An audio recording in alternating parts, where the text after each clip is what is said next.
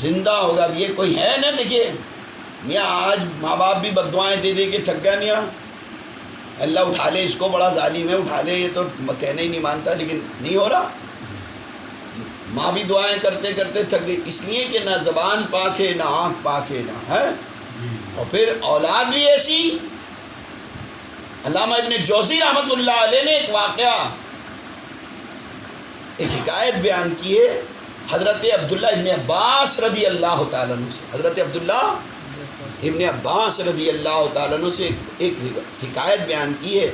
حضرت عبداللہ ابن عباس رضی اللہ تعالیٰ عنہ فرماتے ہیں کہ میرا دو نوجوانوں کے قریب سے گزر ہوا، میں نے ان دو نوجوانوں کو باتیں کرتے ہوئے سنا. یہ دونوں نوجوان ذرا دیکھیں کتنے دیندار ہیں، کتنے اللہ والے. آج ہم غور کریں، یہ حکایتیں جو ہے نا قرآن میں بھی جو قصے بیان کریں نا، یہ عبرت کے نیت سے، تاکہ ہم غور و فکر کریں. سمجھ رہے ہیں؟ یہ دو نوجوان بیٹھے ہوئے ہیں، بڑے اللہ والے ہیں، دیندار ہیں، آپس میں بیٹھے ہوئے بات کرتے ہیں کہ بھائی اپنی زندگی کی کوئی گناہ، کوئی غلطی یاد کرو. کوئی زندگی میں کوئی گناہ کرا ہو، کوئی غلطی یاد کی ہو، ذرا یاد کرو. تو ایک نوجوان، اس میں سے دو بھائیوں میں سے ایک بھائی کہتا ہے ایک نوجوان کہ میں نے زندگی میں ایک غلطی کی ہے، میرے سے ایک غلطی ہوئی ہے، اور وہ یہ ہوئی ہے کہ ایک مرتبہ میں ایک راستے سے گزر رہا تھا، کھیتوں کے پاس سے. راستے میں ایک بالا پڑا ہوا تھا. بالا سمجھتے ہیں؟ یہ گیہوں ہوتی ہے نا، جس میں گیہوں لگے ہوئے اس کو بالی بولتے ہیں، بالا بولتے ہیں، بالا بالی بولتے ہیں، جس میں گیہوں لگے ہوئے ہوتے ہیں گاؤں کی زبان میں. تو اس میں لکھا ہوا ہے اسی طرح کہ راستے میں، یعنی گیہوں کی ایک ٹہنی پڑی ہوئی تھی. سمجھ رہے ہیں؟ میں راستے سے گزر رہا تھا، میں نے وہ گیہوں کی ٹہنی اٹھائی، وہ بالی اٹھائی اور کھیت میں ڈال دی. سمجھ رہے ہیں آپ بات؟ اچھا اب بتائیے کام انہوں نے اچھا کرا ہے برا کرا؟ بتاؤ، پہلے تو بتاؤ. انہوں نے اٹھا کے گیہوں کھائے نہیں، انہوں نے گیہوں اٹھا کے کیا کرا؟ بھائی میں کوئی برائی نہیں نا. اللہ کا ڈر اور نبی کا عشق کتنا ہے وہ غور کرو. 24 گھنٹے میں کتنا خیال کرتے ہیں ہم کہ اللہ کے سامنے جانا ہے، وہ سیکھنا ہے یہاں اس بات. وہ اٹھا کر ڈال دی، ایک طرف ڈال دی. یہ اپنے سنا رہا ہے اپنے بھائی کو، میری زندگی کی ایک غلطی ہے، اور وہ یہ ہے کہ جب میں راستے سے گزر رہا تھا تو ایک بالا پڑا ہوا تھا، میں نے اٹھا کر اس کو کیا کرا؟ کھیت میں ڈال دیا. اس وقت سے اب تک رو رہا ہوں. مجھے یہ خیال آ رہا ہے کہ پتہ نہیں وہ اس کھیت والے کا تھا یا اس کھیت والے کا تھا. ارے سوچ لو ذرا، ہم تو ڈکار جاتے ہیں، پتہ ہی نہیں چلتا. کہ میں اس وقت سے یہ سوچ میں ہوں کہ میں نے کہیں ایسا تو نہیں وہ بالا اس کھیت والے کا تھا، میں نے اس میں ڈال دیا. کل اللہ کے سامنے جب پوچھا جائے گا اور اللہ کہے گا کہ وہ اس کھیت والے کا تھا، تو نے اس کھیت میں کیوں ڈالا، تو میں کیا جواب دوں گا؟ ارے سمجھ میں آئی آپ کی بات؟ غور کرنے کی بات ہے یہ. ہاں آج ہم کتنی ساری معاملات میں کتنی گڑبڑ کرتے ہیں. کوئی تولنے میں ڈنڈی مار رہا ہے، کوئی ناپنے میں مار رہا ہے، کوئی سامان لینے میں ہے کہ آگے سے لایا 25 روپے کلو، کہنے لگا 20 روپے لایا ہوں. خامہ خواہ کیوں جھوٹ بول رہے بھائی؟ سمجھ رہے ہیں آپ بات؟ بھائی نہیں، وہاں سے 25 لایا کہ تو 25. یہ کس نے کہا ہے لکھا ہوا؟ یہ مطلب اس کو نقصان ہو جائے، کوئی بات نہیں. وہ کہہ رہا ہے نہیں بھائی 25-20 تو آ ہی نہیں سکتا، 25 کا ہی ہوتا ہے بہت ساری چیزوں میں. اور بہت اسی طرح جوڑتے چلے جائیں، پوری زندگی کی کتاب کھلتی چلی جائے گی. اللہ نے پوچھ لیا کہ وہ اس کھیت کا تھا، تو نے اس کھیت میں ڈال دیا، تو میں کیا جواب دوں گا؟ کیا تیاری ہے؟ ذرا سوچ لیں. انہیں کھایا نہیں، انہیں اپنے گھر نہیں لے آیا، اپنے بچوں کو نہیں کھلایا. ہم تو گڑبڑ کر کے کیا کیا کر رہے ہیں، خود بھی کھا رہے ہیں اور بچوں کو بھی. ہے افسوس ہے. اب دوسرا سنیں اس سے بھی بڑی بات. دوسرا بھائی کیا کہتا ہے؟ میری زندگی کی ایک بات ہے جس سے میں ہمیشہ خوف زدہ رہتا ہوں.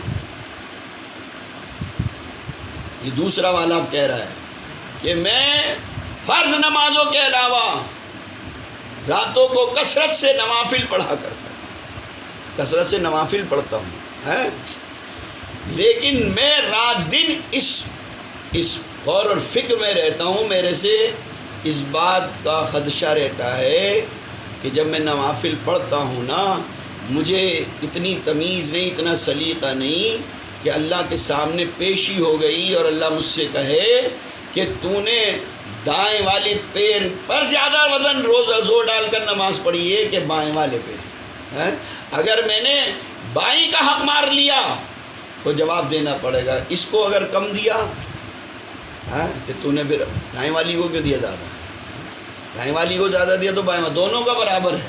اب دیکھیں یہ اللہ کی عبادت کرنے میں سوچ رہے ہیں کہ مجھ سے ایسا نہ ہو گیا ہو، بھائی برابر ہے نا، قیامت اللہ کے سامنے جب پیشی ہوگی تو ذرے ذرے کا حساب ہوگا۔ فَمَن يَعْمَلْ مِثْقَالَ ذَرَّةٍ خَيْرًا يَرَهُ وَمَن يَعْمَلْ مِثْقَالَ ذَرَّةٍ، دونوں باتیں ہو رہی ہیں۔ دیکھیے یہ خیر کا کام ہے نماز، بھائی اللہ کی عبادت کر رہا ہے تو اس کو فکر یہ ہے کہیں ایسا مجھے اندازہ نہیں کہ میں دائیں والی پیر پر زیادہ دیر کھڑے ہو کے عبادت کریے کہ دائیں والی پیر پر، دائیں ٹانگ پر زیادہ کھڑا، اور اگر ایک کی حق تلفی ہو گئی تو کل اللہ کے سامنے کیا جواب دوں گا؟ اب یہ دونوں باتیں سوچیں، انہوں نے کوئی یہ ایسا غبن کا کام نہیں کرا، کیا جواب دوں گا میں؟ اگر یہ سوال کر بیٹھی ٹانگ، دائیں والی سوال کر بیٹھی یا بائیں والی، تو کیا ہے جواب؟ بھئی تو سنا ہے نا بے سینگ والی بکری کو سینگ دے دیے جائیں گے، سینگ دار بکری کو بے سینگ کر دیا جائے گا، ذرے ذرے کا حساب ہوگا۔ یہ اللہ والوں کی زندگی ہے، ایک ایک بال، ایک ایک کھجور کے لیے تڑپتے رہے 40 سال تک، 50 سال تک، برسوں گزر گئے کہ اب ہم کیا جواب دیں گے اللہ؟ اب یہ دونوں بچے جب اتنے نیک ہیں تو یقیناً باپ کا تو اثر کچھ نہ کچھ ہوگا نا۔ ان دونوں کی باتیں حضرت عبداللہ ابن عباس رضی اللہ تعالیٰ عنہ بیان کر رہے ہیں، اور فرماتے ہیں کہ یہ دونوں جب یہ تذکرہ کر رہے تھے نا تو قریب میں ان کا باپ بیٹھا ہوا تھا۔ باپ نے جب ان کی تقوی، ان کی پرہیزگاری، ان کی زندگی، ان کا حسن عمل، ان کی فکر آخرت، اللہ کا ڈر جب سنا تو باپ نے اپنے ہاتھ اٹھا دیے رب کی بارگاہ میں، اے اللہ یہ دونوں میرے بیٹے جو اپنی باتیں بیان کر رہے ہیں، اگر یہ سچ ہے، صداقت ہے اس میں، تو فوراً ان کو موت دے دے تو، تاکہ ان کی زندگی اب ایسا نہ ہو کہ کوئی گناہ کر سکے، اتنی مہلت نہ ملے۔ بھائی زندگی ملی، ہو سکتا ہے کوئی گناہ ہو جائے، ابھی تک تو حالات جو یہ بیان کر رہے ہیں اس سے یہ پتہ چل رہا ہے یہ تو پاک صاف ہیں، اس سے کیا پتہ چل رہا ہے؟ تو اب اگر کوئی گناہ آئے اس سے پہلے تو انہیں موت دے دے، اس سے پہلے بھائی یہ تو بڑی اس وقت تک کی زندگی کا خلاصہ یہ ہو رہا ہے، یہ تو تیرے محبوب ہیں، تیرے دوست ہیں، یہ تو نیک ہیں، یہ تو پارسا ہیں، اتنی فکر ہے بھائی ایک ٹانگ کی فکر، کہیں ایک ٹانگ کا حق نہیں ہو، وہ خالی اٹھا کے ڈال دیا اس کھیت والا نہ اس کھیت والا ہو، اتنی فکر، اتنا ڈر، بس اللہ بھی نے مہلت نہیں دے کہیں کوئی گناہ ہو جائے، ان کو موت دے دے۔ ادھر اس نے ہاتھ اٹھا کے دعا کرے، ادھر قبولیت ہو گئی، دونوں کی موت واقع ہو گئی، دونوں کی موت واقع ہو گئی۔ یہ خبر پہنچی ان دونوں بچوں کی ماں کو، خبر پہنچی کہ باپ نے دعا کری تھی اور دونوں بچوں کی موت ہو گئی، لیکن چونکہ باپ سے زیادہ ماں کو محبت ہوتی ہے نا اولاد سے، تو اولاد کی محبت میں اس نے کہا اپنے شوہر سے کہ تم کو تو اپنی دعا کے اوپر فخر ہو رہا ہوگا، لوگوں کے اندر فخر ہوگا کہ باپ نے دعا کری، بچے موت ہو گئی۔ اسی وقت ماں نے ہاتھ اٹھائے رب کی جناب میں، اے اللہ میرے رازوں کو تو جانتا ہے، ہمارے رازوں کو تو جانتا ہے، تو سارے ان سے واقف ہے، اے اللہ تیری بارگاہ کے اندر میری وہ راز و نیاز کی جو باتیں ہیں ان کے صدقے میں، جیسے تو نے مجھے پہلے یہ بیٹے دیے تھے ایسے بیٹے لوٹا دے، جیسے پہلے دیے۔ بھائی اولاد کس نے دی ہے؟ اللہ نے۔ تو اب یہ موت ہو گئی نا، یہ ماں کہہ رہی ہے اللہ جیسے تو نے مجھ پر پہلے کرم کیا، یہ اولاد دی، یہ بیٹے دیے، اب مجھے پھر یہ بیٹے لوٹا دے۔ ادھر یہ دعا کر رہی تھی، ہاتھ نیچے گرنے بھی نہیں پائے، رب کی رحمت نازل ہوئی اور دونوں بیٹے زندہ ہو گئے۔ سمجھ رہے ہیں آپ بات؟ اب عقل نہیں قبول کرے گی، عقل قبول اس لیے نہیں کرے گی کہ ہم اللہ والوں کے راستے پہ چل نہیں رہے، ہم ہر ایک کی خامیاں کمیاں تلاش ان کی اس پہ نگاہ رکھتے ہیں، اچھائیوں پہ نگاہ۔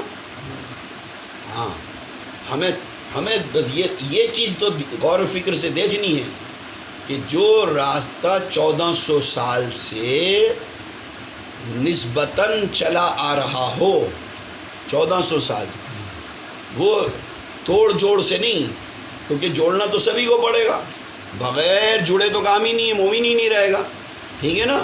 لیکن اس 1400 سالہ جماعت تنظیم ہے سواد اعظم، وہ سواد اعظم کون سا ہے؟ جو 1400 سال سے کڑی بکڑی چلا رہا ہے. وہ کڑی بکڑی والا راستہ اولیاء اللہ کا راستہ ہے، وہ حضرت خواجہ نظام الدین اولیاء کا راستہ ہے، وہ حضرت خواجہ قطب الدین کا راستہ ہے، وہ حضرت خواجہ معین الدین چشتی رحمۃ اللہ علیہ کا راستہ ہے، وہ حضرت خواجہ عثمان ہارونی کا راستہ ہے، وہ حضرت خواجہ باقر باللہ کا راستہ ہے، وہ حضرت امام ربانی مجدد الثانی کا راستہ ہے، وہ حضرت خواجہ بہاؤالدین نقشبند رحمۃ اللہ علیہ کا راستہ ہے. اب یہ کڑیاں چلتی چلی جائیں گی، یہ کڑیاں. ہاں وہ حضرت غوث العظم پیران پیر دستگیر کا راستہ ہے، وہ مولا علی کا راستہ ہے، وہ حضرت عمر فاروق اعظم کا راستہ ہے، وہ عثمان غنی کا راستہ ہے، وہ حضرت ابو بکر کا راستہ ہے. جو یہ 1400 سال سے کڑی نسبتاً مضبوط چلی آ رہی ہے، صرف زبانی نہیں بلکہ عملی طور پر جو ان بزرگوں نے کرا، ان بزرگوں نے جو کرا، جو ایسا عشق رکھا، وہ نیاز، وہ نظر، وہ صلات، وہ میلاد، وہ صلات اور وہ میلاد ہمارے بزرگوں نے جیسے رکھا ہے. ہمارے دادا حضرت شاہ ابو الخیر صاحب رحمۃ اللہ علیہ میلاد کے دیوانے تھے. شاہ ابو الحسن زید فاروقی مجدد رحمۃ اللہ علیہ آج بھی ہوتا ہے خان پاک. سمجھ رہے ہیں آپ بات؟ یہ میلاد، یہ قیام، یہ نیاز، یہ ان بزرگوں کی یاد، جب وہ یاد صحیح معنوں میں رکھو گے تو ہمیشہ نسبت مضبوط ہوگی. اور اگر کوئی 100 200 سال 50 سال 70 سال سے تحریک شروع ہوئی تم کو یہ حق پر، تو ایسے تو 73 فرقے ہوں گے قیامت تک. جناب محمد رسول اللہ صلی اللہ علیہ وسلم نے فرمایا کہ میری امت میں 73 فرقے ہو جائیں گے، 72 جہنمی ہوں گے، ایک ہی جنتی ہوگا. سمجھ رہے ہیں؟ وہ ایک جنتی یہی ہوگا سواد اعظم اہل سنت و جماعت کا، جو صوفیہ کا بزرگوں کا راستہ ہے، طریقہ ہے. اللہ مجھے اور آپ کو سب کو نیک عملوں کی توفیق عطا فرمائے. خواجہ عثمان ہارونی رحمۃ اللہ علیہ کے صدقے میں ہم کو صحیح معنوں میں صراط الذین انعمت علیہم کا مصداق بنائے، غیر المغضوب علیہم ولا الضالین سے ہماری حفاظت فرمائے. وآخر دعوانا الحمد للہ رب العالمین. صلاۃ و سلام بحضور خیر.